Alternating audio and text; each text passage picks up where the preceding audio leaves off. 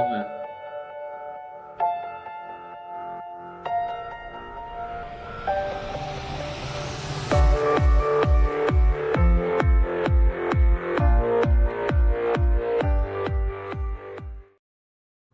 And we're live with Frankie Freeman from HSA, the world's largest, according to the website, the world's largest student-run business, like, period. Which I thought in my head, like, no way, but then I think that is probably true. That's big. I think it is also very true. Yes. Crazy. So I'm going to dig in with Frankie. We're going to talk about what is HSA, how did they get so big, and they've grown a lot just in the past few years. So we'll talk about what they've done to take it to the next level, digging on some of the unique challenges to having such a large organization where students are in charge. And I've got some like tricky questions. Seth Godin challenged HSA. I want to see how Frankie responds to that challenge. And we also have some Frankie to learn about. And in fact, I think that's where I'd love to start. So Frankie, it's great to meet you. Really glad that you've been able to step into leadership at HSA. Can you give us just a quick, like, 20-second intro on your current role, when you started, what you've been up to, what you're studying at Harvard, just that kind of snippet? Yeah. So I can do my quick little Harvard intro. So, like, where I'm from, concentrating. So I'm from Pawtucket, Rhode Island, so not too far from Cambridge. I study economics with a secondary in government. I'm almost done with my concentration, which is great. And let's see, I live in Dunster House, if anybody knows what that is. I'm the president of Harvard Student Agencies, largest student-run business in the world. Awesome. Yeah. So you're president. Is there a CEO and a president? Just a president? Yes, we have a general manager / CEO who's an adult that's worked in many different companies. He's worked for Gillette and whatnot. So very experienced, way more experienced than I've ever gained or. That is Todd, right? Yeah, that's Todd Brisky. Okay, yeah, I didn't mean to interrupt your flow there, but Todd's great. Super interesting background in retail and starting a lot of different new retail programs. Kind of innovative for P&G. Not that P&G isn't innovative. They are. Yeah. But yeah, so let's see. I started with HSA actually as a stock associate for the Harvard shop. So I was bringing clothing to the stores and making sure everything was replenished. And so that was one of the hourly positions that Harvard Student Agencies offers. Then in my freshman summer, I transitioned into a manager role, which is more in-depth, I believe, and demands a little bit more of the students.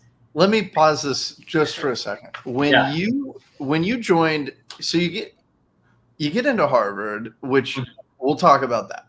But you get into Harvard, and then why did you take on a cashier role? Did you know that it was tied to a CEO? Did you know that there was a path? Did you expect this? Did you plan it out? I did not. I planned it out actually. I hadn't. The reason that I stayed on, so all of our managers stay on for the summer. The reason I joined the manager role initially was because I had nothing to do for the summer. So it was kind of like, well, I don't have any plans. I'm not doing any internships. I haven't even looked for internships. So one of my friends had just said, hey, you should probably join as a manager and you can stay the summer. So I switched out of my stock associate role into managing the tours that are student-led around campus. Okay, nice. You make it sound so easy. You didn't have to like apply. They already knew you, and you have to actually do 3 interviews in order to become a manager. They do like the first round to see if you're a good fit for Harvard Student Agencies, and then they kind of sort you into one of the 10 different agencies. And then after that, you meet with the managing director of that agency to see if you're a good fit for the team. Okay, cool. So good fit for Harvard Student Agencies. Were you a good fit? How did you know that you were a good fit? How do you guys think about that?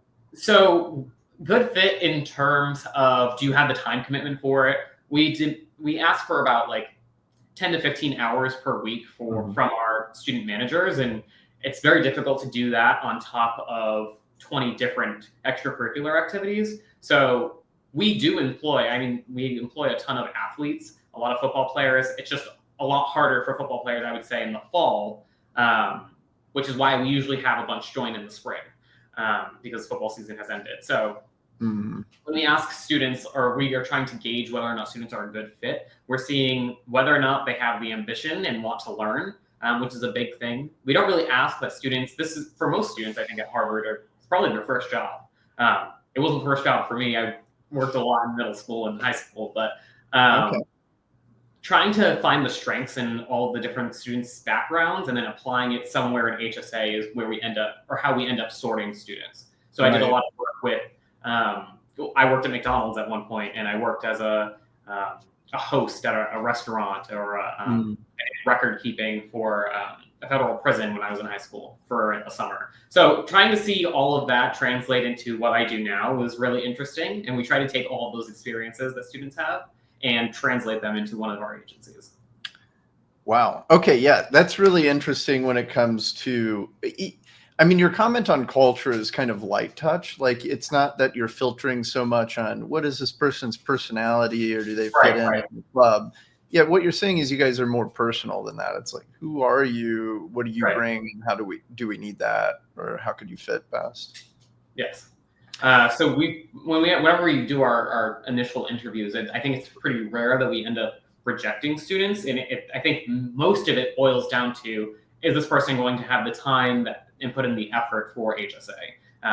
Because it really isn't a club that you can join, or an organization that you can join and just have sit on the back burner. It really asks a lot for all the operations that we run. If you're a personnel manager, payroll has to go out every 2 weeks. The schedule has to go out every week. So it isn't something that you can just push off to the side. And that's what we kind of gauge in our interviews. Yeah. Yeah. Okay, great. Now, also, you gave us a little snippet into your personal background. I'd love to learn more about it. Tell me about your high school experience. Why did you start working so young? And maybe you can eventually tie it into how you found your path to Harvard or wanting to apply there. Yeah. But just start out with, like, who is Frankie Freeman, the high schooler? Frankie Freeman, the high schooler, is probably a little different than Frankie Freeman now. I guess Frankie Freeman, the high schooler, was a little, I don't want to say lost, just a little in the unknown of what he wanted to do, where I think it's a little bit more solidified now, although I don't really know what I want to do. So I started working, how young was I? I was probably like 15, 16 when I started working my first job at McDonald's. Okay. And I only ever really worked the summer when I worked in high school because I wanted to spend the rest of my time focused on studies. So let's see, I worked McDonald's my first summer in high school. Second summer. How was that? Is it what you expected? Why McDonald's? Probably exactly what you would expect working at McDonald's is like. Yeah, and customer service is difficult. I'll say that. But you learn a lot. You learn a lot, and you have to learn it quick. It's very fast paced, and it's a lot. Especially the McDonald's that I worked at, it's just there's a lot going on. I don't know if every McDonald's is like that, but it's. I'll say the ice cream machine isn't always broken. Right, that's for sure. And that's a metaphor. Then you're saying it's kind of chaotic, super busy business, right? And retail, especially at a place like McDonald's, where the customer base is like lower income or like busy moms and kids. I mean, it's pretty diverse, but you get, I'm sure it's like really challenging interactions, like dealing with the customers or making them happy. Probably one of the biggest challenges of working there was the place where I'd worked. It was right next to my middle school, but it's a very, Pawtucket itself is a very diverse city. We have a lot of people that are Cape Verdean or from South America. We have a lot of people from, not too many from Europe, but I mean, they're sprinkled in there. And a lot of the customers that were coming into that McDonald's, they speak Spanish. I don't speak Spanish. Trying to navigate that space is also quite difficult, but it makes you think on your feet and try to navigate that space in order to serve the best product possible while also being efficient. I've heard a lot of parents say, I want my kids to work a retail job because that's where you learn the fundamentals of like getting along with people, customer service. Is that how you got there, or was this you want to do it?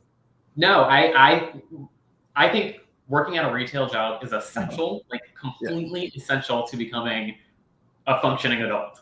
The amount of interactions that you have with people that you kind of learn quickly that you're never going to make everybody happy, and that's okay. But trying to make everybody happy is the goal, and you learn a lot about how to do that.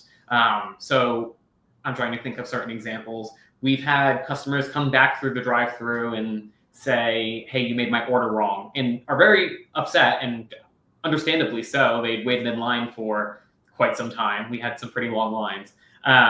But just communicating with the customer and being understanding of their situation rather than, and trying to understand frustration, I think is very difficult for people because they're not in that scenario at that time. But trying to put yourself in another person's shoes and be like, if I was them, I understand why they are frustrated, and therefore I'm going to treat them how I would want to be treated through their eyes. I think that's very difficult for a lot of students to learn. It's something that we try to institute here at HSA, but essential at HSA. Yeah. That's awesome. Okay, so that was McDonald's, and I cut you there because it's really cool that you work there. You're the first person that I've interviewed that did work there, and I've been really wondering a lot about what's it like to work at McDonald's because they've got great systems, but it seems like a really unique employment opportunity. So I'm going to let you go and kind of finish the high school. Yeah. So the other summer, I believe, is that correct? My second summer, I worked at a restaurant. Yes, my second summer, I worked at a restaurant, and I actually don't know if that's correct. No, we'll just say that it is. I worked at a restaurant. I was a host, so I was simply seating people. Sometimes I would be a busser. That's another customer-facing role in which you have to learn what the customer wants, very similar to fast food, although slower service. And then you also learn a lot about like cleanliness and how to keep a functioning business clean and respectful for your customers, which I think is very important.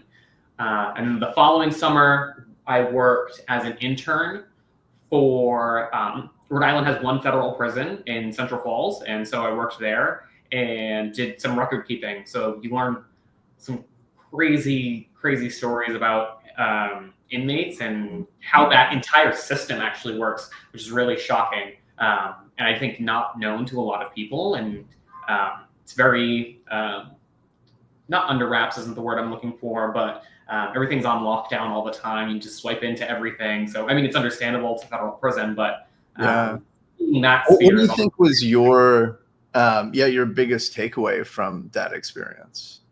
My biggest takeaway from working there is, let's see. My biggest takeaway. I think my biggest takeaway is probably organization and making sure that the systems that are in place work. So if you lose certain documents, that's somebody's life that's in your hands now. So misplacing documents or putting it in the wrong dates, or even like not communicating. You had to communicate with lawyers. You had to communicate with state facilities, and inmates in that prison are constantly getting transferred to other places. So if there's any mess up on your end or any of your coworkers' ends, it's very detrimental because it's an essential job. So I think ensuring that everything is organized and that you're communicating clearly with your coworkers is very important in that role. Yeah. So that's a more practical takeaway than I expected out of that experience, but it does make sense. Like you have a kind of an extreme situation and therefore a set of systems to make it work. So it's a really great way to learn from those. Yeah. I cut you short again, but we're working. What's neat is that you're sharing your work experiences as being like a really critical part of your high school journey. And I think that's pretty unique too, and probably a testament to why you've ended up in the role that you have now. Help me understand the path, or when in your mind you realized that you were interested in getting into Harvard. How does the high school journey that you had start connecting you to that application process? Yeah. So, so when I started to get interested in Harvard, it's probably middle school.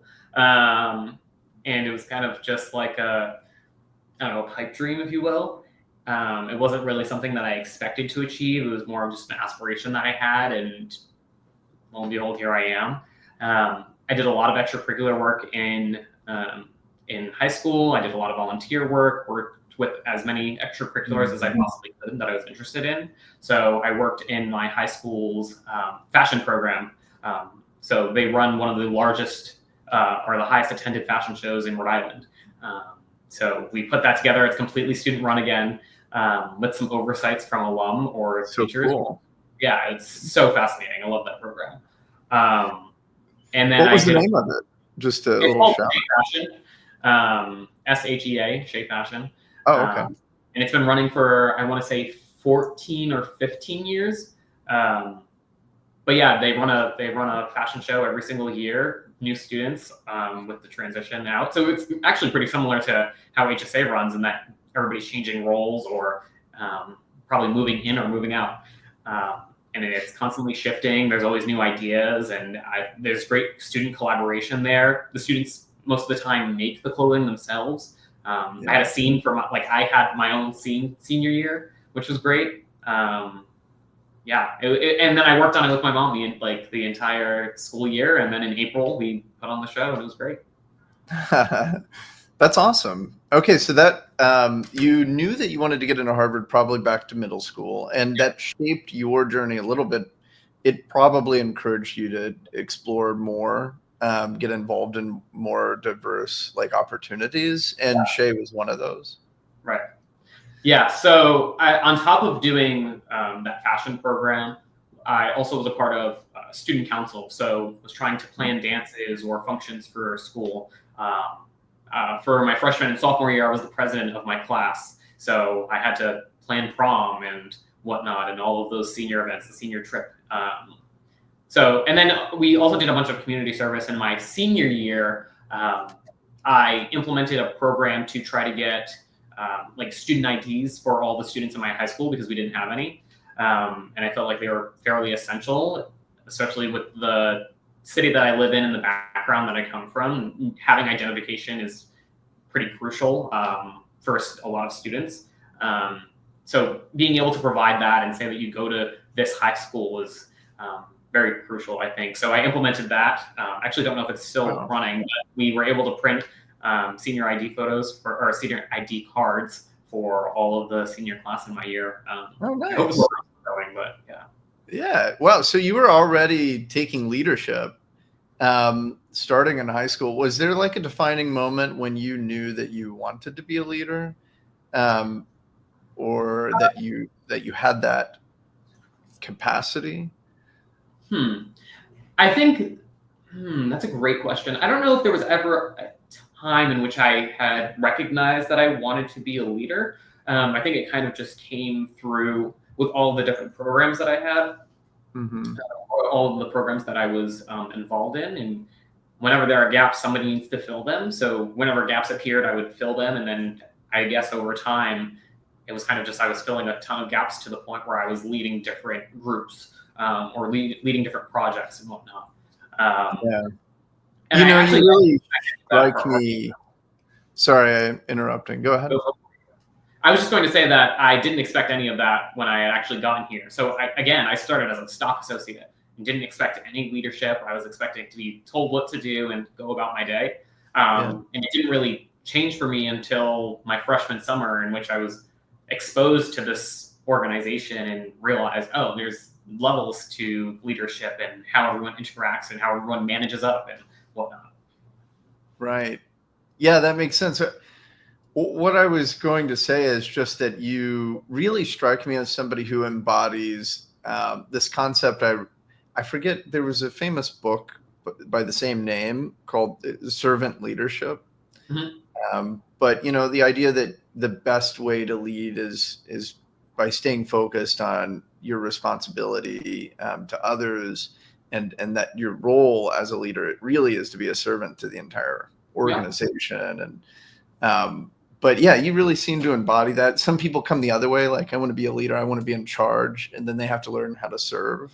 But it sounds like it was a theme for you start the other way around? Like you were really comfortable at being a good servant, and that. Yeah, that well, I think I think too, again, growing up with my background, you don't really anticipate being a leader at all. And recognizing in Pawtucket that community is everything is what builds the foundation for being a leader.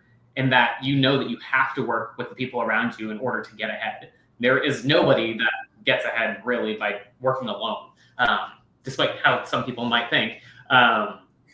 Knowing that you need this community around you, and that everybody gains by working with them, and then through that, understanding what the struggles are, or understanding how you can fix certain problems or approach certain problems is very, very important. So I think I learned a lot of that back home, and I think just all the different experiences that I had translated into HSA. I'm spending a lot of time on you personally, but you mentioned, you said that you didn't expect or like feel entitled to, maybe like you didn't really expect that you would be a leader because of your background. But can you elaborate on that? Like what gave you that idea, and how did you maybe evolve in your perspective? Yeah, I think a lot of people back home probably get stuck. And I really don't know much about that. I've never been to Rhode Island. I don't expect anybody to go to Pawtucket. Huge shout out to Pawtucket, birthplace of the American Revolution, the American Industrial Revolution. But yeah, right now, I think a lot of people get stuck in a cycle of feeling as though they're not going to achieve, or they don't have the capacity to achieve. And so is it kind of a rundown community? Is that I don't know if the community itself, I would say, is run down. I think it has a great culture, and I think it has a very diverse culture with great experiences. I think that it's misguided in certain aspects, and that it doesn't really what's the word I'm looking for? I don't know if it truly understands what its pitfalls are, and therefore approaches problems by looking at solutions that don't work or haven't worked historically because they sound good, or that they make themselves look better even for a little bit of time.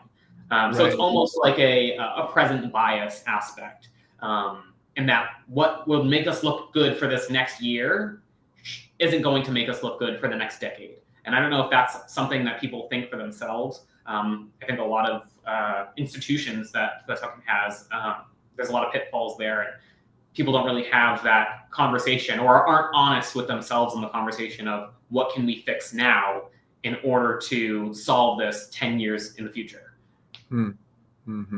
Okay. Yeah. So that's Nantucket. Is that what you're talking? Nantucket, very different. What is the name of the town? I know. Pawtucket, PAW. So home of the minor leagues for the Red Sox. Before. All right, I'm looking it up now because we keep talking about it. And I'm like, what is he even saying? Pawtucket, Rhode Island. Yes. It looks beautiful. Yes. From certain, beautiful. There's a lot of iconic buildings. And okay, I see your population 75,000. Yeah, I believe it's the fourth biggest city in Rhode Island. Okay. Yeah. It's a historic town for sure. And then just outside of Providence, which I guess most of Rhode Island is. Yes, it is. Very much. But you mentioned that you just didn't feel like leadership was in the future for you, or in the cards at first, maybe. I mean, that evolved pretty quickly. Well, I think that Harvard pretty much pushes you to become a leader. I never anticipated getting into Harvard, so I didn't really know what I was getting myself into, I would say. Students come from very different backgrounds when you get to Harvard. So I think one thing that is very discouraging for a Harvard student of my background is not being able to distinguish the opportunities that will benefit you the most, because you're constantly comparing yourself to people that aren't like you. So when you first get here, there are people that come from wealthier backgrounds, more advanced backgrounds with more resources. So you're comparing yourself to them all the time.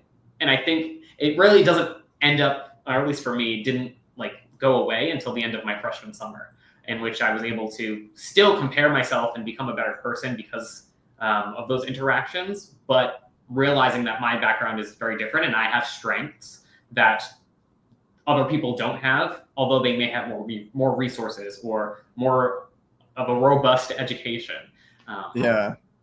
Yeah, you have to forgive me, Frankie, because I don't know you all that well. We've talked a couple of times, but can you just like really pinpoint what you felt you were like, who you identified with? Like I grew up in this Appalachian town, and I kind of overly identified with like a relatively low class, low middle class kind of like.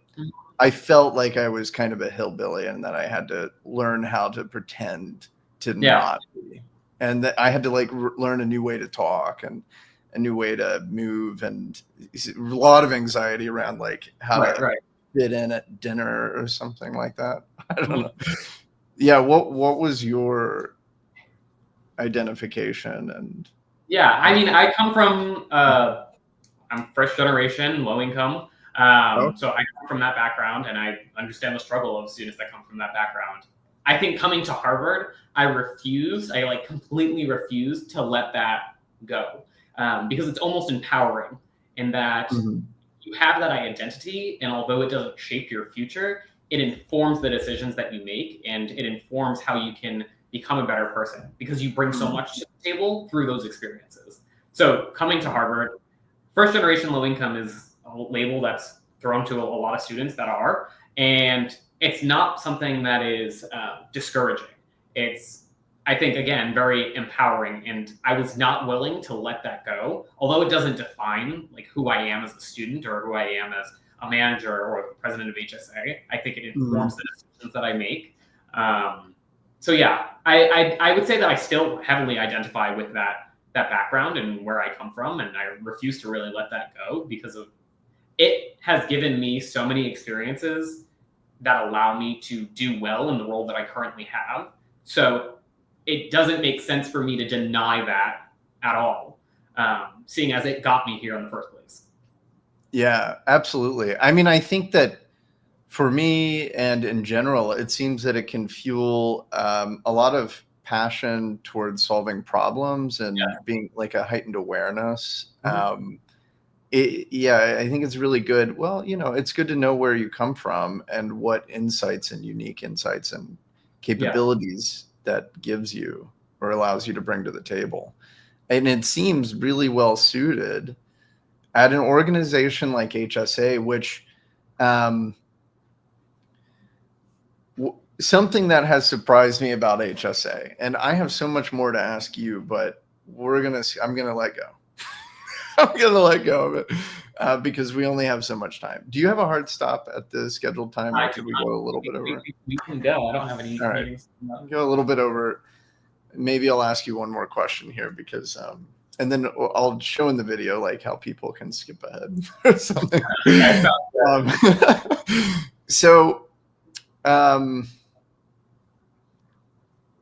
What I want to talk about next is how HSA was really formed to support students that needed a job. Yep.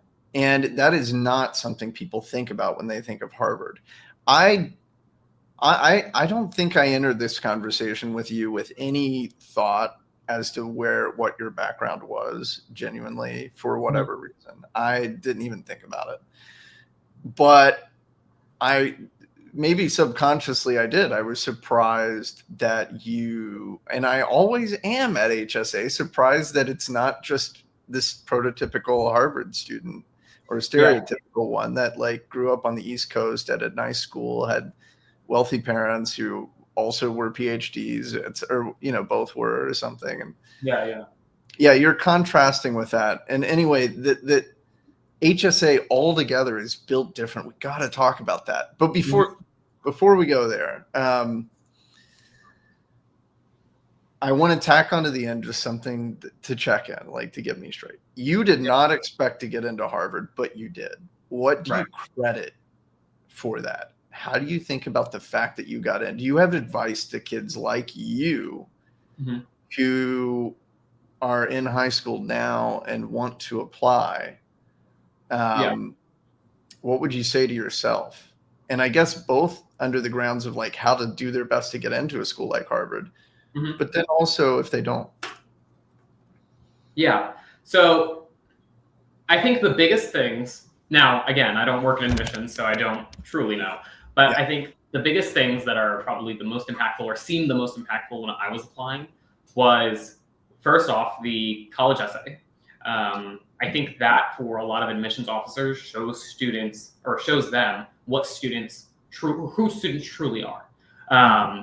And so through that, being as honest as possible and being as true to yourself as possible is most crucial.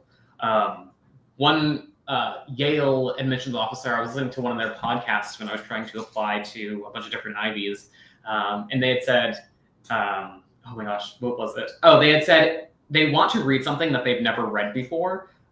Even if it's a similar story, they want to have read it either in a new way or really see your perspective. So they had used the example of Alfred Hitchcock's Psycho. I don't know if you've ever seen it. I haven't. Oh, it's on my list. It's such a good movie, but they spoil it a bit for you. It's only like the first 10 or 15 minutes, but the main character of the movie dies in the first 15 minutes, or the first 20 minutes, something like that. And it's not what you're expecting. Like, you're expecting a horror film or a thriller in which you're following this character throughout the end, and in the end, they overcome some big monster or some adversity, and they're out on the other side, a new person. Whereas in Psycho, what you see is this is the character, and you learn a little bit about them, and then they die. And the rest of the story isn't about them. It's about what happens afterwards and how new characters come along. And so telling a story, at least this is how the Yale admissions officer had stated it, is like telling a story that they've heard before in which they can predict the ending isn't interesting and doesn't inform them anything or inform them at all about who you are. So what I tried to do in my college essay, I ended up comparing myself to Alice falling down the rabbit hole, in which as I grew older and had gained more experiences, my life got more and more complex. You think that once you gain an answer, you're going to solve a problem. And maybe that's true, but you end up finding 20 new problems to solve. So that's one part of how I think. Yeah, there's like a bit of wisdom that I encounter all the time. I can't remember the most pithy way to say it, but it's like the smarter you get, the more you learn, the more stupid you feel or dumb you feel, because it's like, oh my God, this is overwhelming. Exactly. So I think that part of my college essay was probably pretty impactful. I also overcame a ton of adversity, especially with like my upbringing. And in junior year, I was diagnosed with type 1 diabetes. So there were a lot of things that were kind of just tumbling upon me in high school, and translating that into words and putting that on a page and sending that over and saying, this is who I am, was, I think, very impactful in my college application. And then, of course, all of the different extracurriculars that I had done throughout high school. Student council. I was, again, president of my class in the fashion program and did a bunch of community service. So, I think a lot of it from the admissions interview. You get interviewed as you apply, and that's another face-to-face interaction that you have in which you can show who you are on camera or in person. And so what I ended up doing was showing all of the designs that I had for that upcoming year's fashion show. And I think that was very impactful for the admissions officer, or I guess the alum that was interviewing me. It stuck with them. So. Wow. Yeah, that's great. Okay, so kids applying for Harvard and whatever big college you've got your eyes on, all you need to do is dissect the greatest filmmakers of history and exactly. apply that to your essay. Right. It's simple. It's so simple. That's really cool advice, though. Honestly, it's super cool, because when you generally think what is a great story, it is just the norm. Right. And your point is like, actually a great story is counter to that. And that's one of the more important things that you learn at college. Right. They're not expecting a great story. They're expecting your story, and that story in it of itself is great. Whatever it is, but you still have to be good at telling it. Right. You have to hook them. These are regular people reading these. Yeah, that's awesome. And so you mentioned the diabetes. Is that something that you're still? I know a little bit about that. I know it can be a tough condition to live with. You know, is that something that you're still living with? Did that influence your journey at all? I think it probably exposed me to a new community, if anything, and it exposed me to the struggles that a lot of people face. Yeah, I don't know. I think that it completely changed my world and really my worldview and how to live life and whatnot. How's that?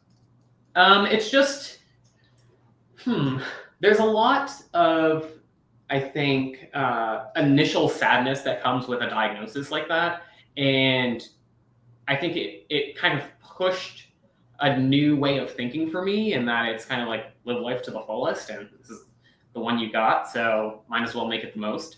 So, yeah, I don't know. I felt like there was, I think junior year of high school, which is when I was diagnosed, was probably one of like the hardest times I've faced so far. And all of that coming down and being able to get out on the other side and see the forest through the trees was pretty important in understanding like who I wanted to become and who I was going to become. So, I mean, this was a deep impact for you. You know, there's this tendency to hide your ignorance here, and I keep doing it. But all I know, the most powerful thing that I know about diabetes, and I don't know whether it was type 1 or 2, but is we had a friend in high school that was like universally loved, who ended up dying from it as a result of complications while he was in the hospital. And it shook us all, but I still don't really know what it is. Can you give us the 101 on like what exactly it is and why it had such like a deep impact on you in that kind of profound, like reflective way?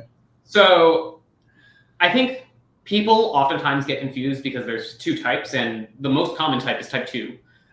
So whenever somebody tells you that they have diabetes, it's 9 times out of 10 type 2. And it's most, I think, often it pops up with older folk because of whatnot. So type 1, they're still trying to really pinpoint how people get it. It's not really something that's easily tracked.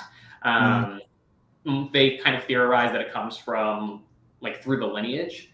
But I don't know anybody in my family that's ever had type 1 diabetes. I just got lucky, I guess. So yeah, what pretty much ends up happening with type 1 diabetes, at least, is that your immune system sees your pancreas as a foreign body and attacks it. So right now, I mean, I still have my pancreas in me somewhere in here. It's non-operational. So you need insulin in order to break down the glucose in your body. Yeah. And if you don't have insulin being produced anywhere in your body, your pancreas is the only thing that does that. If your pancreas isn't producing that insulin, your kidney will create ketones, which are toxic for your body. And because your body needs to break down the glucose somehow, so your kidney now starts to produce ketones, and those are toxic. Wow. So you're getting attacked, and then you're producing things that also weaken. So it's hard to catch. I mean, when I found out initially, I was just feeling really sick, and I had lost about like 30 pounds in a few months. So I was close to hitting double digits again, and I'm nowhere near double digits anymore. Okay, good.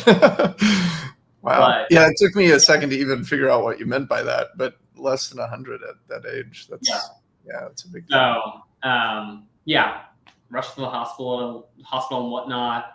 My mom it was funny because that day, it was during the pandemic as well. So that day I was going to walk to school, and I felt really sick.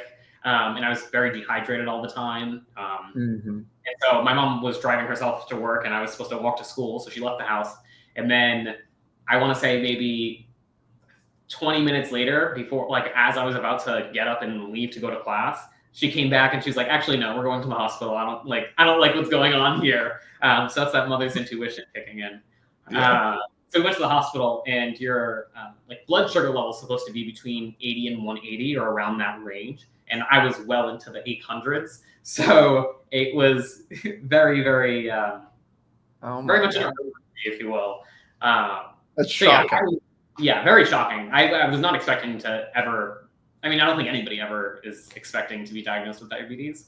And it's just a complete alteration of your life. I now, with every meal, every time I eat carbohydrates, which they're in everything, except for meat and cheese, every time I intake carbohydrates, with every meal, I need to inject insulin.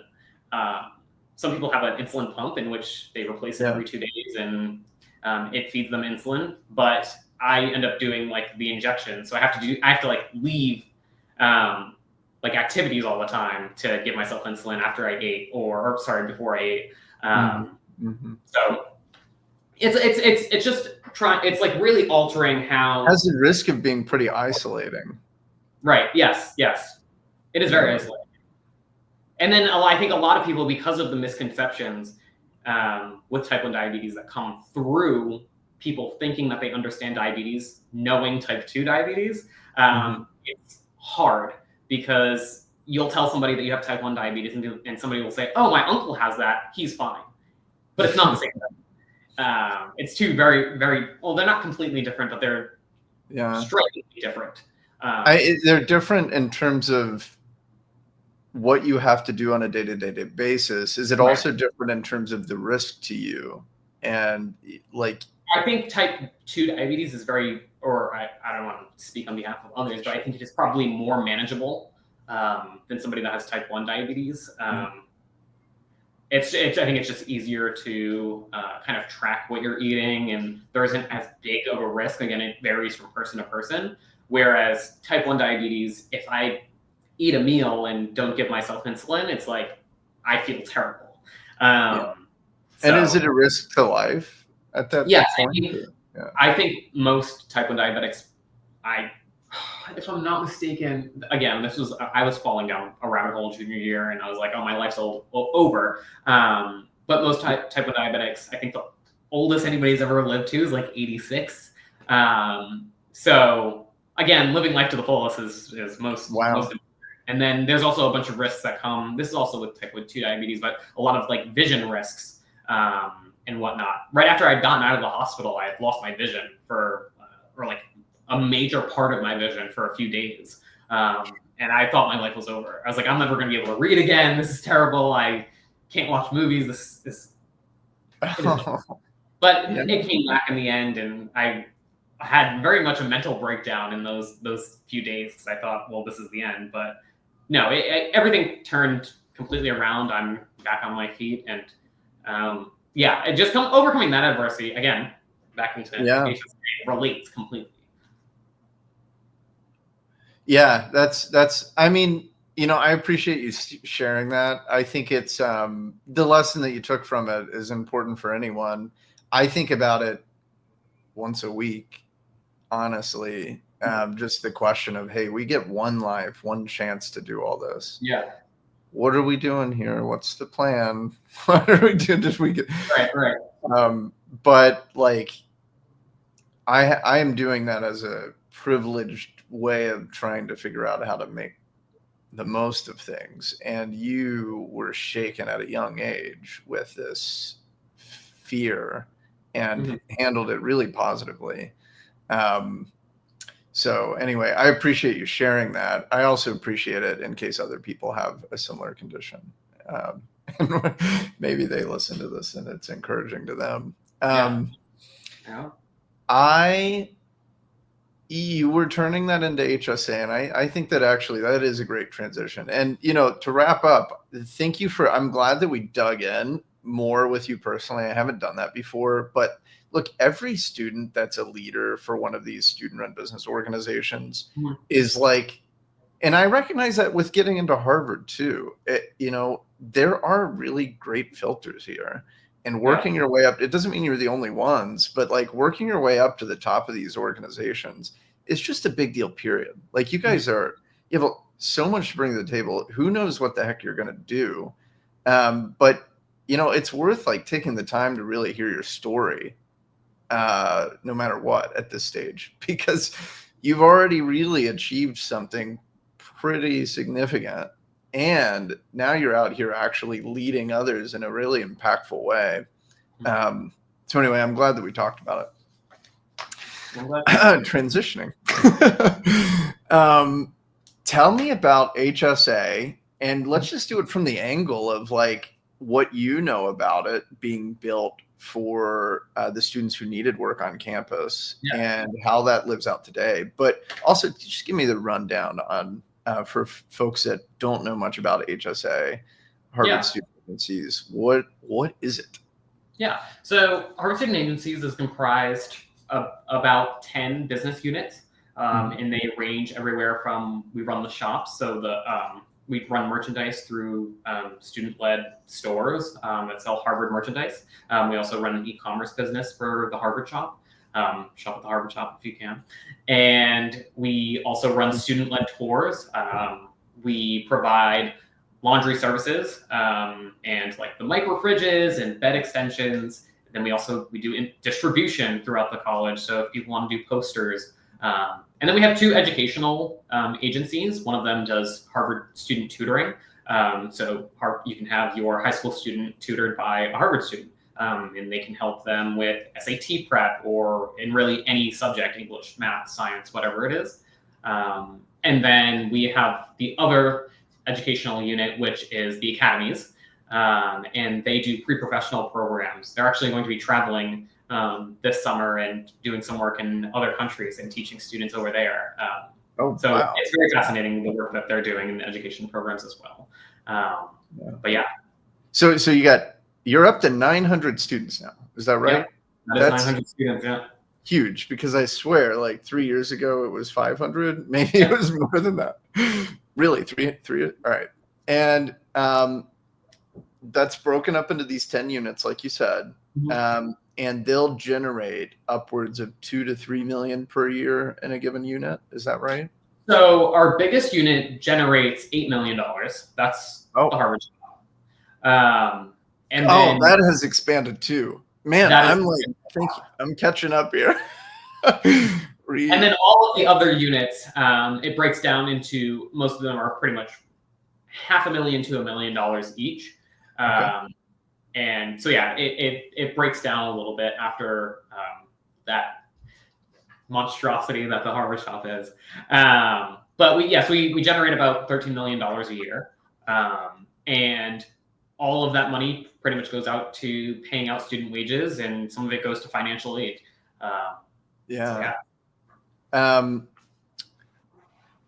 That is an incredible size that you've achieved at HSA.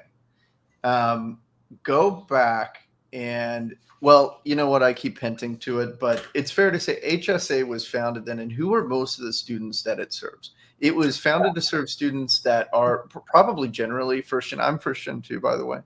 Probably generally first gen students that like needed work. Is that still reflected in the population? I think it is still majorly reflected. Again, we have 900 students, so they can't all be first generation low income. Right. But students that are mainly looking to make money in college will lean more towards our hourly associate roles, which are the sales associates, the stock associates, the tour guides, the people that do the water delivery. And so those are the students that are mainly trying to make money. Whereas at the same time, if you're a student that's interested in business or learning how to run a business, or are just interested in the concept of becoming a manager of a business, those students lean more towards our manager roles, which can range from operations or personnel or sales. So that's something to offer both groups. Right. And like you joined as, did you join to make money like you needed? Yes, I joined initially to pay my way through college, and it transferred because we also pay out our managers. It ended up just being, I guess, luck and me knowing one person that suggested I apply to become a manager. It translated into me understanding what this manager experience is like and how important it is and how crucial it is to teaching students how to run a business. That shouldn't be luck, Frankie. We got work to do. But that seems like an awesome opportunity to increase awareness among your cashiers and things like, hey, I mean, you're great. Look at that. That's crazy. Honestly, Frank, it's something that's always struck me at HSAs and in general with student-run businesses is that what person at the cashier role, even if they just want an hourly job, wouldn't be kind of interested in just leveling up, right, and advancing their skills? And yeah, you embody that. All right, so you got two groups. Some are coming in, they want the leadership experience, they want to know what it's like to run a business, hire, fire, handle merchandise, do all this back office stuff and everything, and others are there for work. You transitioned, and what is the management and like leadership development opportunities? Yeah, so we end up having the person that had the, okay, sorry, let me take a step back. So how HSA operates, it's every year there's 100% turnover. So you cannot have the same role for 2 years in a row. So as a freshman in my summer, I was the public operations manager for Trademark Tours. So the people that run the tours in the square or around Harvard. And then after that summer ends, you have to move to a different role or you have to move out. So I moved into up, over, or out. Right, up, over, out. So I moved into a senior manager position. So we have first year managers and then senior managers. So I moved from my first year manager position into a senior manager role at the Harvard shop again. So back to my roots. And I ended up doing the operations for the stores. So making sure all the stores operated correctly, the customers were getting what they needed, and all of everything that comes with that. And then after that, as a senior manager, you can move into upper management, which is president, vice president, or COO. So that was the next logical step for me. Is I love this place so much. I was like, I can't imagine myself doing anything else while I'm in college, and I would love to run this business. So that was the next logical step up. What logical and ambitious, but that's what it's made for. But it's crazy. Right. Quick pause before you move into this big role. When you were at the Harvard shop, you joined shortly after the big acquisition that Jim, who's on our board now, and I want to do a sit down with him soon. I just keep forgetting to. Well, we haven't gotten around to it, but we're going to do a sit down with. But he played a big role as a non-student in facilitating the acquisition or the expansion of the Harvard shop to a new. And you came in after that happened. Can you talk a little bit about that expansion? Any results that you noticed or consequences, and what were the big challenges that you faced working your way up at the Harvard shop, and what did you learn? You're coming into this with a lot of experience, McDonald's and so on. What did you learn, and how was that informing the way you operated? Yeah. So Jim had a very heavy hand in acquiring our biggest flagship store, which is right in the center of Harvard Square. And so that alone brings in so many problems, and you can't miss it. It's a focal point. Okay. It brings in problems. Yes. But trying to integrate it into how the business already runs is quite difficult. I personally wasn't a part of the team that did the direct integration of it. I came 2 years after that, but still we saw a ton of operational issues that had to be resolved in order to make sure that the operations run smoothly. So did a lot of work there and making sure everything was clean and organized. We also work directly with another one of our organizations, Trademark Tours, to try to get tours or tourists towards the shops. Into the shop, yeah. Right. And trying Trademark Tours, which is another acquisition. Yes, that was also fairly recent. So yes, trying to figure out how that interacts with one another, or how those two companies interact with one another. Seeing as that was my background before coming to the Harvard shop for a second time, it's pretty easy to make that distinction and communicate with those two companies. But I think that was the major parts of my role, was trying to make operations run as smoothly as possible, and just picking up the pieces of anything that broke in the first 2 years, or seemed broken in those first 2 years of the flagship store. Yeah. Any specific initiative or adjustment that you made to improve that situation? Yeah, so trying to get communication between all the stores, I think, is very important. The stores aren't that far from one another. They're at most a 5-minute walk in between the three that we have. So making sure that we're communicating with customers about what we have in our stores and where they can get different merchandise. Our smallest store, which is on JFK Street, it sells graduate school merchandise. And it's the only shop that we have that does that. So communicating with customers that are looking for that, pushing them that way is very important. And then trying to implement anything that we possibly can to cater towards students or cater towards undergraduate and graduate students, I felt was very important. So trying to figure out how we can get better class rings and making operations for that pretty smooth, and how to get diploma frames for students that want them.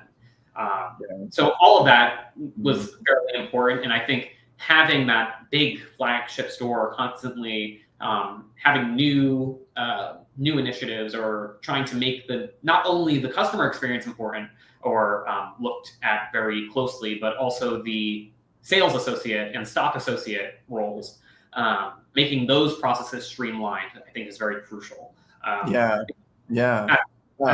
Although we want to be customer facing and make sure that customers are happy, I think you cannot run a successful business without making sure that your employees are also happy. Right. Absolutely not. Yeah. Although you already have 100% turnover by default. Right. Which would scare the heck out of any standard business owner. I mean, I just think it's scary still. Even at HSA with 900 employees, 100% turnover, and it's being run by students, and it's just, that's remarkable. I'm surprised we can do it. All right. So thank you for giving me a breakdown on HSA, what it is, snapshot at that, your movement through it, and what some of the day-to-day or specific challenges that you were working on at the Harvard shop. Yep. If there's anything else that you want to give in terms of just like introducing people to HSA, feel free to share that now. And then I had a couple of questions for you about like operations and like some of the challenge that I mentioned you from Seth Godin. But is there anything else that you'd like to add just in terms of general? Especially if you have anything that you're planning strategically now that you're in your role for the next year, like what is your priority might be? Yeah. So I think one of our biggest struggles right now is probably reinstating an agency that went dormant for a fairly long time. So Let's Go is a company that HSA has held for many years. The travel guides. It's the Let's Go travel guides. And so it's like traveling on a budget for students. And so trying to re-implement that in a social media sphere is something that we're working on right now. And we're finding a lot of challenges there. But I think it's very important because students learn through not understanding. So that's something that we're trying to do. It's a key thing. Trying to make a more robust education program is another important thing that we're trying to tackle right now, making sure that the customers that we serve, all the students that we serve in our education programs are getting what they deserve or what they paid for, and not shortcutting in any way. Let's see, are there any other big initiatives that we're working on? Trying to integrate as much as possible with graduate schools and alumni and bringing them back and showing that their work at HSA translated year over year. And of course, the biggest issue that HSA faces is that year over year transition. So we lose so much knowledge every single year. And something that I've implemented this year is making sure that all of the managing directors are tracking everything that they wish they knew, or all the important stuff that they think the next managing director needs to know in order to do well at their job. Because otherwise, everybody's going to learn the same mistake that was learned 5 years ago, unless that's communicated clearly. So, all that knowledge transmission, handing it down, keeping everything codified. Super important when you get to the size that you guys are, especially. Yeah. Sorry, I didn't mean to interrupt you if you were going somewhere else. No, I Okay. was just, and of course, the biggest overall thing for HSA, of course, is paying out student wages. And so trying to do that as streamlined as possible, as efficiently as possible, and making sure everyone is paid fairly and what they deserve, I think is very important. And so paying students for the work that they do, we're the only real student organization on campus that pays students for the work that they do. Everything else is volunteer based. So I think that's also another attractive thing that HSA holds. Yeah, absolutely. And that's more equitable. It gives more diverse students an opportunity to prove themselves because they can both learn and prove themselves and be earning wages that they need. That's critical. A critical function that HSA plays at Harvard and that a lot of these organizations play at other schools. And why I love that they can pay people. But that does bring pressure because now it's on you to make sure these companies are actually profitable. Right. And lately that's meant hiring and being creative with these acquisitions, which, by the way, I just want to plug that because I'm always encouraging administrators, staff, and if we can get student leaders that really want to have an angle to consider acquisitions as a way to expand your bottom line and the number of students that you can impact. But you guys have been the best example of that over the past few years with 2 big acquisitions, which have played out well. Yeah, I mean, they played out beautifully. I think acquiring Trademark Tours is probably one of the greatest decisions Harvard Student Agencies has ever made. I wasn't there for it, but I think that it has brought in, one, such a great culture for students, and that they're allowed to have their own experiences with tourists, but also give their experiences to tourists, which is something that the tourists really want. When you do a tour of Harvard, you're expecting to learn about the student experience, not from an adult that's never went to Harvard, but from the students themselves. Especially as a high schooler or something coming to campus. Yeah. If you're going to ask questions about, I mean, people get questions all the time of what was your SAT score, but you're not going to ask somebody that didn't go to Harvard what their SAT score was if you're taking a tour of Harvard. Or what extracurriculars are really interesting. Why should I want to go to Harvard? And I think our student-led tours really do that. And it's really in every single business that we run. You could walk into the Harvard shop at any time and ask the sales associate what they're concentrating in. And I don't think we have any sales associates that would deny saying economics or English or whatever they're concentrating in. I think that student interaction with every single one of our companies is probably the most important. Right. Like you guys have really figured out then, while you have a very diverse set of businesses, it's largely, you're working with consumers and you've got these, I don't know if it's principles or strategic, I don't know if it's kind of the brand personality. The word is escaping me, but like you said, you've got this focus or you've honed this ability to leverage the campus brand in the places where it's going to have the greatest impact. And you do that, through the tours like you described, also through programs like the academies and tutoring programs where people want to know, what's it like to be a Harvard student? How did you get here? How can my kids, or how can I learn from you? And you guys are all in on that, but other schools can do that as well. Anytime I've gone to a coffee shop on a campus, I feel like I've heard somebody asking the barista what their major is and trying to learn some tidbits. Anyway, anything else that you want to add there? But I think I just think with all of our different businesses, it may seem initially that because we're all students and we're all trying to run a business, and at the same time, a major part of HSA is educating students and giving them hands-on business experience. I think that can oftentimes be seen as a weakness, but what HSA really tries to do is in our weaknesses find our strengths and almost turn our weaknesses on their head. So because we have all of these students that are running these businesses, we heavily lean into and try to make it very apparent to customers that we're students and we're running a business, and whether or not you're, let's say, a parent, your student can do this as well. Or if you're just visiting Harvard for the first time, you get the chance to interact with a Harvard student and learn their experiences if you want that to translate to your child or maybe even to themselves. So we really try to lean in heavily there when we're communicating with our customers or with our partners.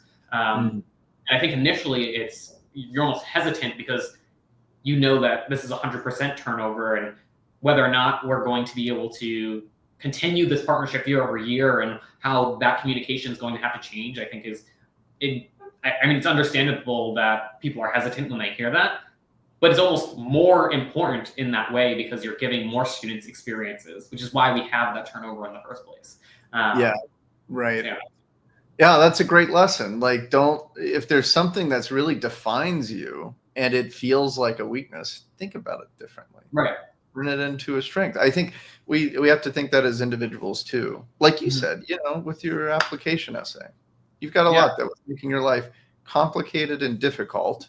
And, you did a good job at turning that into, or communicating it in a way that could help you grow and get access and get into school. All right, I'm oversimplifying, but it is accurate. Okay, so you mentioned now one of the challenges that you run into, and I'm gonna ask you this head on. I gave you a hint before we started the podcast, but I got on Google and I looked up Harvard student agencies, and one of the things that came up was the academies. And the goal of the academies, as I understand it, you can correct me, but is basically it's giving especially high school students an opportunity to learn from Harvard students. And awesome idea, great exposure, network building. By default, it seems like it adds value. Right. But on the Reddit thread, I didn't see any positive feedback. It sounds like you guys have a challenge because I saw a lot of people saying, hey, the quality of the experience we got wasn't high, this and that. That is not feedback I've seen commonly from like various Harvard student agencies. There's always a difference, like going to Barnes and Noble versus going to the Harvard shop. It's different. In some ways it's much better. In other ways you notice like that people aren't professional like booksellers or something. But this is a big challenge for an organization the size of HSA with that amount of turnover is quality control. So you said you've heard about this problem. Would you tell me about how you heard about it, how you're thinking about it, and what you're doing about this in particular, and what that tells you about overall operations at HSA? Yeah. So I will say for all of our agencies, we are very aware of the reviews that we get, what customers think about us, how we can improve, and we're constantly working on those. For Trademark Tours, their average tour review is very close to 5 stars. It's, I believe, 4.7 or something like that. Wow. Congratulations. That's an excellent score. For the Harvard shops, their reviews are also very high because the products that we sell are high quality. For our educational programs, the academies in particular is something that was birthed out of another agency. And so I believe that all of those reviews that you're mentioning come from the first few years of trying to figure out how we make this work for people, what our customers like, what our customers don't like, what they're really looking for in a program. So with the academies in particular, I think this year specifically, we have figured out how we can serve a product that people want for a price that people want. And so when we compare ourselves to other programs, let's say, one more thing. I think a misconception that a lot of people have about the academies is that they think that initially, because we are Harvard student agencies, that we're completely integrated into Harvard College. Or Harvard University overall, which isn't true. We're a student-run nonprofit. And although we're all Harvard students and we're on Harvard's campus, or Harvard and you are formally connected. Like I think your organization is entrusted to the university. In the case of its dissolution, the assets and funds would go back to the university. Like, and you have faculty on your board. I know, like I call Harvard like this hybrid structure because you're independent from the university in meaningful ways, but you also do operate with their knowledge and awareness and endorsement. Right. Because you have to. I mean, there's nothing that we sell at the Harvard shop that isn't approved by Harvard's trademark office. every piece of branding that we have on all of the education websites, all of it is approved by Harvard because we don't want to get into any murky water when it comes to distinguishing ourselves from the university overall. And I think a lot of people, a lot of parents get confused at where that line is drawn. And what we tried to do this year is implement and be very communicative about who we are compared to Harvard. And then on top of it, building out a more robust educational program. One of our managers is... I mean, once again, your weakness is your strength. Right. They don't know who you are, so initially they're disappointed, but they should be excited. That's what I was thinking when I was reading some of that feedback. They're like, oh, it turns out this isn't really Harvard. And it's like, yeah, no, it's better. Right. Well, I wouldn't say that. I didn't say that. I still go here. I think we run a very, very great program for students and managers alike. So high school students can come onto Harvard's campus into these programs that are teaching them about pre-professional work that the students have learned themselves. So we are running programs in pre-med or in economics or in finance. And you're learning from a Harvard student that I think something that gets very murky when it comes to education here at Harvard. The professors at Harvard are very great at what they do. Or rather, they're very knowledgeable about their topics or their subjects. And translating that to students, I think, can be very difficult at times. Because that's the thing. You're hired for the quality of your research and publications more than your ability to communicate that, especially to a younger kid in high school. Right. I think that they're amazing people. I think all of them are very amazing people. I'm not sure that all of them are experts at translating that information to a student. And I think that's something that the Academies does very well, because you're coming from a student understanding and you're thinking, how did I learn this? And how can I translate that information into how a high schooler could learn this? When explaining things to high schoolers or explaining things to parents, we're not taking it from the most abstract concept and trying to boil it down as much as possible. What we're really trying to do is take the most crucial information and teach students, because that's the pre-professional information that will help them on college applications or help them understand whether or not they want to do pre-med at all. And it just gives students a leg up in whether or not, or the decisions that they want to make before coming to college. I know a lot of students, myself included, I thought I wanted to do pre-law when I first got here. That changed very quickly. But I wish I had a program like the Academies in which I could explore pre-law before getting here so I could make more informed decisions. If I had taken the pre-law Academies, I would have realized, oh, actually, I saw this other program that they were running, and I was more interested in this one. So maybe I should explore that instead of trying to push myself into this box of pre-law when I first got here, and instead exploring something I was actually interested in. Yeah, right. You know, the Academies, I love that idea, and I think other schools that have a great regional reputation and national reputation should really look at basically copycatting or following up with you guys and somehow replicating the success of the program. You're not competitors, but it's a great idea. High school students need to learn, and HSA is better than Harvard at helping you learn from the student perspective, which is super valuable in very specific situations, especially for helping students understand what they're interested in. Like you said, it's a great point. I wonder if this is the principle that you're leaning in here, but there's a problem where people are saying the quality of the experience is bad or that they're disappointed. And you're interpreting that, and the way you're approaching the solution is to say, hey, now I think this is a fact. You can take the exact same experience and deliver it with good framing and expectation setting and bad framing and expectation setting and get completely different results and feedback on it. If people come into the thing or the experience or approach the service or product that you're providing with the wrong idea, they can just have a completely different experience than if you did a great job at expectation setting and framing and explaining what you should get. It happens with physical products the same way that it happens with services and experiences. So I kind of wonder is it fair to say that you're using communication as a way to actually improve the experience and the quality that people have? Okay, yeah. So that is your approach to improving the experience. You're not just ignoring, like, hey, they didn't like it, let's just communicate with them differently. Right. Well, I think it's twofold. I think communication is key, so that we are providing a product that people understand and they know what they're purchasing.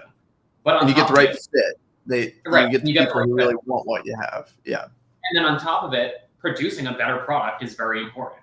I think taking the criticism that the academies may have had a few years ago, taking all of that and turning it into a better product for this year is the most important. So yeah, that Reddit thread, not my favorite. But I do think as well that it's very outdated to the first few years of the academies. And now that we're in our, 6th, 7th year of the academies, I think it's changed drastically to the point where we're providing a good product for people, and a product that people want. And so we have a net promoter score for the academies, and it's very high. It's in the 95 and up. Oh, wow. Comparing that to what the Reddit thread is it's a stark contrast because of how different and what time that thread comes from, and compared to like our updated KPIs. You got to get some of your promoters onto that thread. Right.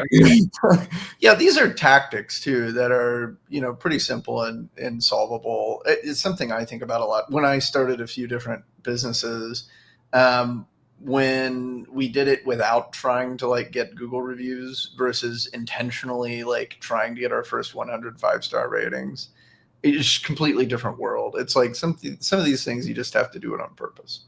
Yeah. But I mean, too, it's something that translates in between every agency. So, I mean, most experience I've ever had at HSA is through the Harvard Shop and Trademark Tours. But when I was working in Trademark Tours, every time we got below a 4-star review, we responded to that review. And although it's very rare, trying to communicate with your customers is the most important, and then learning why they had a bad experience, even though I don't think 3 stars is the worst. It is the worst for Trademark Tours. We don't want anything below 5. But I think taking that experience and why they may or may not have had a bad experience, following up with the tour, making sure that everything that we are doing is communicating with the college and making sure the gates are open and we're stopping in the right places and we're not interrupting anything that's happening at Harvard, and yet still giving people a great experience. So I think reviews and customer feedback is probably the most crucial to making an operational business. Right. That's awesome to hear, because I think it's something that all of the student-run business programs and organizations struggle with, is maintaining high quality. You guys just showing a commitment to it, I think, is step one, and taking it super seriously as a leader is the most important thing. But it sounds like you're really, while the thread that I happened on doesn't communicate it, you're doing a great job with it in general. And I think that's huge, and everybody should work on that. I also was impressed, like we talked about with Storage Scholars when you were at the Surge event at Stanford last year, and I was impressed with their customer ratings. And it's impressive because you've got in all these instances just a bunch of students, and so your ability to maintain a student org and still hit like high NPS and high highly positive customer feedback is just a huge achievement. Yeah. I want to touch on one more thing and then wrap up, because I blew through our time frame. So I really appreciate your time on it. You mentioned among your priorities, one was getting in touch with alum. And I think that that's something a lot of different schools are interested in, need to do better. Princeton has been around for more than 100 years at this point, if I remember correctly. Cornell more than that. We have a lot of, Penn has been around for Who knows? Anyway, a lot of organizations have been around for a long time, and they've got like some of the most accomplished alumni that any organization could possibly have. Yeah. And one way I think about it is when we get to interview students from any SRBO, I always think, and anybody who listens in tells me, and I just every day, man. Yesterday I was meeting with somebody who came down to Stanford, and he's been talking about it for months, apparently, just how the talent is the best they've ever seen. These like 7 years, 10 years ahead of their peers, like incredible communication skills, incredible salespeople, mature, like managerial, like emotionally mature, just all stars on this stuff. So anyway, the students are incredible when they're in here. So I can only imagine 10 years out. They're worth connecting with, but that's not easy to do. So how are you guys approaching the problem? So I think something that we've started this year is an alumni newsletter. So we actually have one going out in the next few weeks. It's a quarterly newsletter, and it kind of just informs all of the HSA alum what's going on in HSA, how they can be supporting us. And we've also implemented not new, but more robust forms of programs that we've run in the past. So we have a young alumni mentorship program, in which if you're an HSA alum and you want to mentor a manager that is currently working at HSA, you can do that. Let's see, what else have we done? We'll be running an open house in the next few weeks for alumni reunions. So just trying to, in every aspect, connect alum with the work that they've done. I think, too, with HSA, it's very difficult to, after you graduate, stay in contact with the work that you did and see how that has translated year over year, because you're probably in a different part of the country or you're focusing on a new business. So trying to communicate that and show alum that the hard work that they did while they were at HSA has translated to making the managers' lives easier now. And this is, maybe they implemented a new program or a new product, and now it has blown up. And although the managers don't really understand where it had come from originally, the work that they're putting is still improving that product. Right. So I think trying to communicate that with alum is very crucial, and it's something that we're trying to do through the newsletter and through the Young Alumni Mentorship Program. So and then also go ahead. I was going to say we also do externships. So for about a week, if you're a senior manager at HSA in the summer, for about a week, you can go to a different company and kind of learn the operations of that company. Or if you're into tech, we'll send you to a tech company. And communicating with our alum through that and trying to get them to, because many of them are very successful, trying to get them to show how you can go from HSA into doing something else that they really enjoy. It's another place we're trying to interact with and integrate our alumni group into HSA. I just want to plant a couple seeds for you here, Frankie. You think about it. But one is when it comes to alumni outreach, love the tidbits that you shared here. People can talk to you and learn more. Come to Surge Expo at Penn this fall, which you guys have to be at because I'm adjusting the date to match your schedule. To accommodate your schedule along with other people. It's not thank you. But you will be able to make it. Anyway, Princeton was really interested in doing like an alumni get together in New York City. And they thought that doing it either at the Princeton or the Harvard club, whatever, would be a good way to do it. Planting a seed, if that might be interesting to you guys as early as like midsummer, late summer, something like that, because we have a lot of students that are in internships in New York. And it would be cool to do something where we can bring together alumni from multiple schools, because then it's an even additional layer of networking that they could do.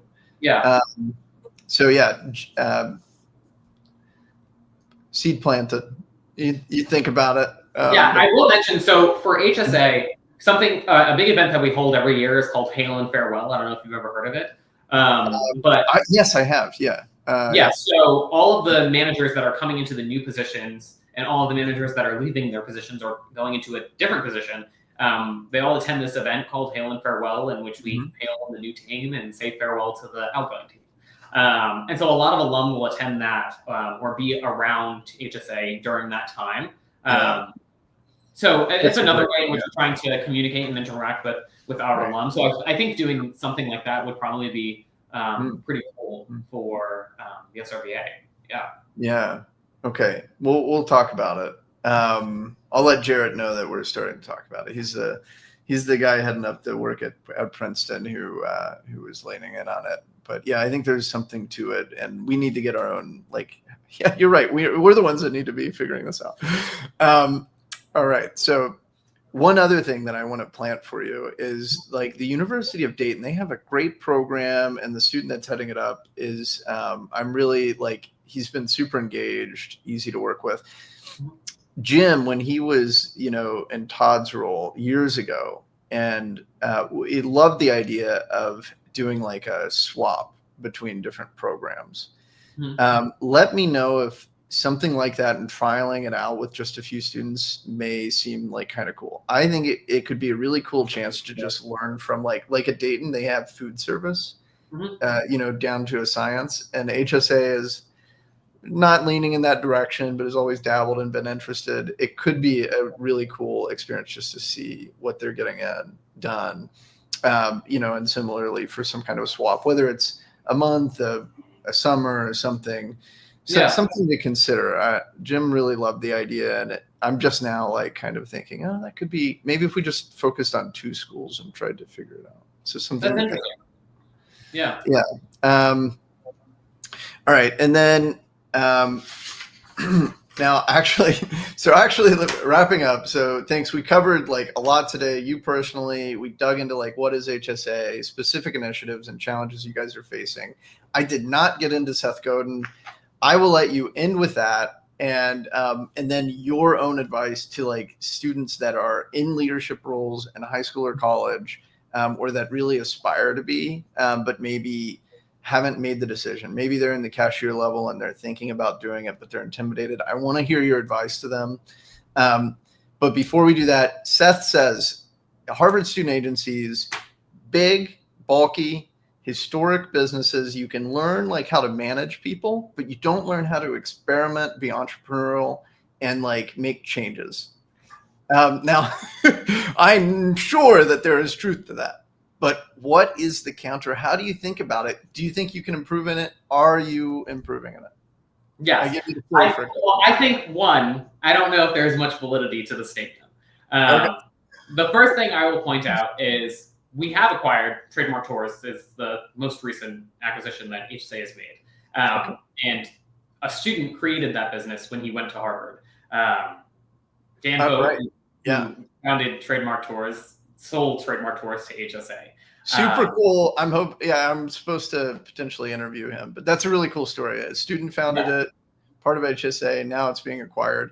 And we also had a Harvard student from your program compete at the competition at Stanford, and they've been doing incredible work, Mab Lab. Right. So you give birth to innovators. All right, but continue. Well, I think on top of it, 2 to 3 of the students that were a part of that pitch, they came from HSA. They worked in the academies, actually. So much of the business experience that they have, one, comes from an agency that HSA holds. So it's definitely important work that they're doing, and they're learning a lot from it because they're translating it to other places like a startup. And then on top of it, HSA does new initiatives all the time, new ideas, new programs. The Harvard Shop's website itself is a new-ish idea that the Harvard Shop had before we were just selling out of the stores. So to say that HSA doesn't have any entrepreneurial spirit is, I think, incorrect in that we're always doing a new program. Right now we're doing storage for Harvard students, which we acquired from the Harvard Undergraduate Association. And it's a project that none of the students here at HSA have ever done before. So it is a new business idea that has been brought to HSA and is now being worked on and fixed and improved. And although it is not a startup, it is something that we've never done before. And so therefore, we're learning how to make it a good product and how to make it profitable. or how to make it a good experience for students. And then I think the last note to make on the statement is that Harvard has such great talent when it comes to creating new startups. And Harvard has the innovation labs, which is a great place for students to go and figure out how to produce their startups. And instead of trying to test their product within the Harvard community, if they're trying to do something in, say, pharmaceuticals, they're not going to go to HSA and try to test their products with Harvard students. They're going to go to the innovation lab so that they can fix their pitches and talk to a venture capital firm. And then through that, implement how to build a startup and create their own startup on their own instead of going to HSA and trying to sell it to Harvard students, because that's not the demographic of the customer that they're looking for. So right. I have a great entrepreneurial spirit in that we're always trying to produce new programs or new products, and we're constantly having new ideas, which is great and is robust because of every year we have a new class of students with new ideas. And the entrepreneurial spirit comes from that communication and that interaction between the senior manager class and the freshman class. Yeah. But to say that there's no entrepreneurial spirit at HSA and successful businesses, I think the successful businesses is one part of it. I think that's true. To say there's no entrepreneurial spirit, I think is very false. Wow. All right. I'm going to send Seth this clip and then have him respond to you. Look, Seth, I love Seth. I've told you that before.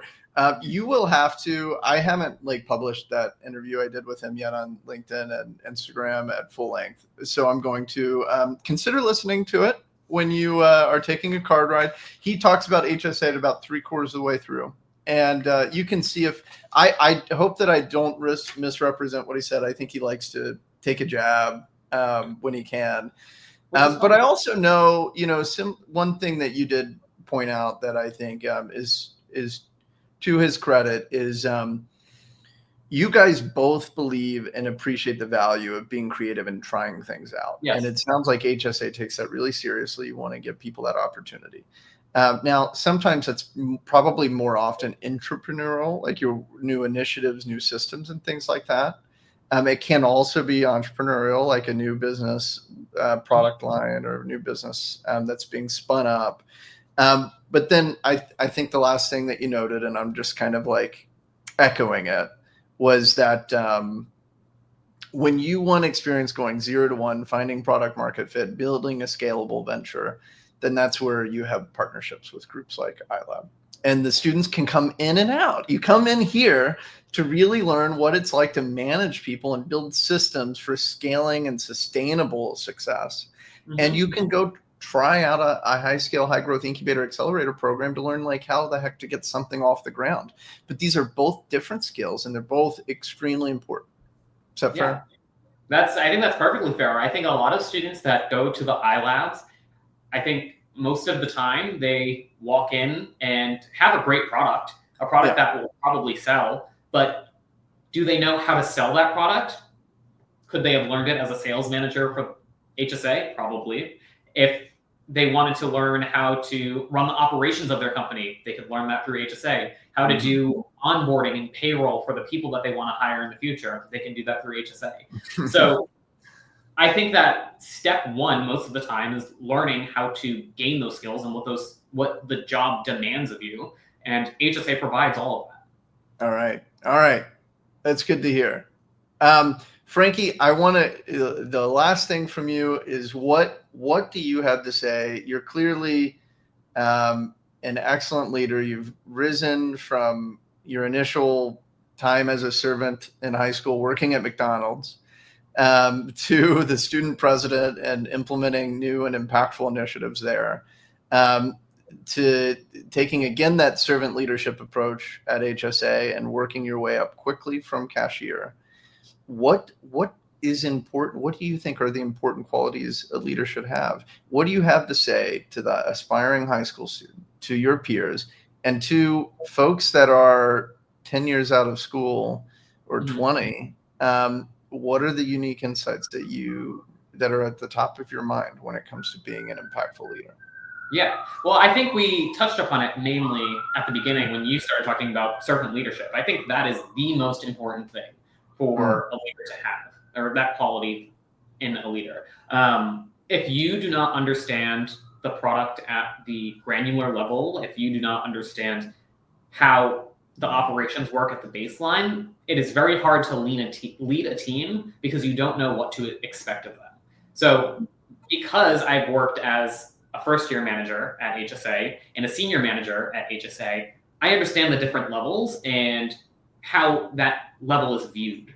So it's not until you understand the basics of the role or even the hourly position, which I've worked as an hourly worker as well as a stock associate, I understand what the different levels, like what the viewpoints are, and therefore I'm able to communicate with my team and understand where they're coming from with certain qualms they may have or different ideas that they have that I personally don't think would work, but I want them to test them out because I want them to have a good experience and learn from mistakes. And I've been wrong in the past. So I think coming in as a first-year manager or as an hourly associate, I, of course, was looking around being like, this is wrong, this needs to be better. And I understand that hourly workers and first-year managers and senior managers, I want them to have those opinions and to test those out. So I think my advice for somebody that wants to be a leader is understanding the people that you're leading and understanding the product you're trying to sell or the business that you're trying to run. Because if you don't understand that, then it's very difficult to communicate with your team, to make an efficient product, and to overall run a successful business. Wow. Yeah, that's terrific. And when you're moving quickly, when you're moving up quickly, when you're at an organization like HSA with 100% turnover, that's not easy. It takes homework. Right. Right? Fair? Like it takes work to know what that product does. It always does. Look at it with new eyes, like a customer would. Right. That sounds like something Steve Jobs would say. I don't know. Did you have some last thing there? You got it. I would say last notes is just you Mm-hmm. can't join HSA if you're a Harvard student, and if you're not a Harvard student yet, then I would say apply to the academies or try to integrate yourself with HSA as soon as possible because we have the best businesses that you can run as a student. And we have you on Slack for SRBA. So if some of the other program leaders have a question or two, reach out to me there. And then we'll see you at the conference in the fall. Yes, all sir. right, I'm gonna hit end here, and it's gonna do our little. Here we go. Thank you, Frankie. No, thank you. And then.